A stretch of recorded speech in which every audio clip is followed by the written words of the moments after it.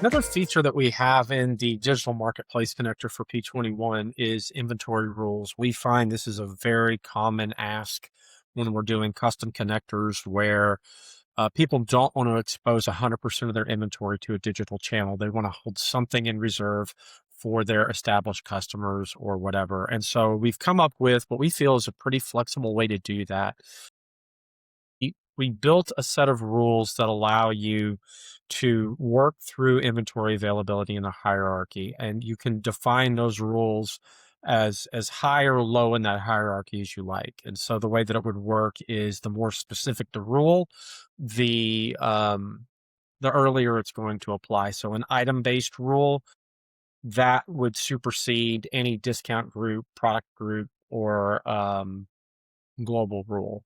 And so that's how you can define them. You can define them at the item level, the discount group level, the product group level, or at the global level. By default, there's one rule. It's global, and it says the threshold is 0, which means your entire inventory is exposed um, to the digital channel. And by that, I mean whatever you say you have in stock in P21, that's what's going to the digital channel, whether it's Amazon or whatever.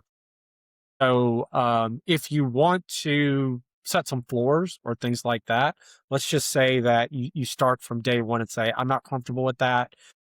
If I'm down to 10 or fewer in P21, I want it to be out of stock in the digital channel. Okay, no problem. We just go in here to our global rule and we set this to 10.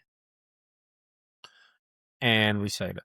And we say, okay, that's it. From here on out, if we have less than 10, it's going to show us out of stock in Amazon.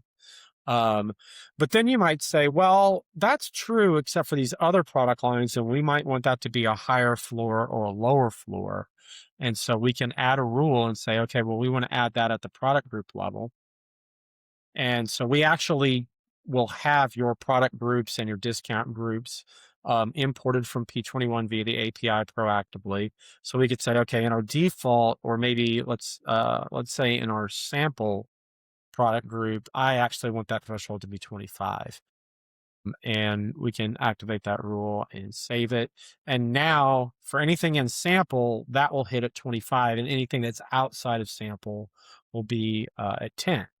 So we also recognize that sometimes these rules vary depending on the time of year it is. And so we've added the ability to deal with that too. So let's say that we want to have a rule where, yeah, this product line has a threshold of 25, but only during certain times of the year. So what you can do with that is go in and edit the inventory rule, and you would change your start date and an end date. And now that rule only applies in that window of time, and it automatically expires itself when the window expires. And so that gives you the ability to shape inventory availability.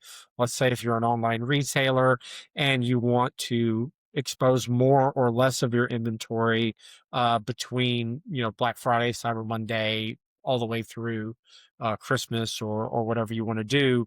This gives you the flexibility to do that. So again, you can be as fancy or as straightforward as you want to be on this, but we find that this is a feature that's really helpful for customers because they're very nervous about telling Amazon, I have this in stock, but they're not 100% sure that their inventory is dead accurate across the board, and they want to have a little bit of buffer, and this allows you to do that.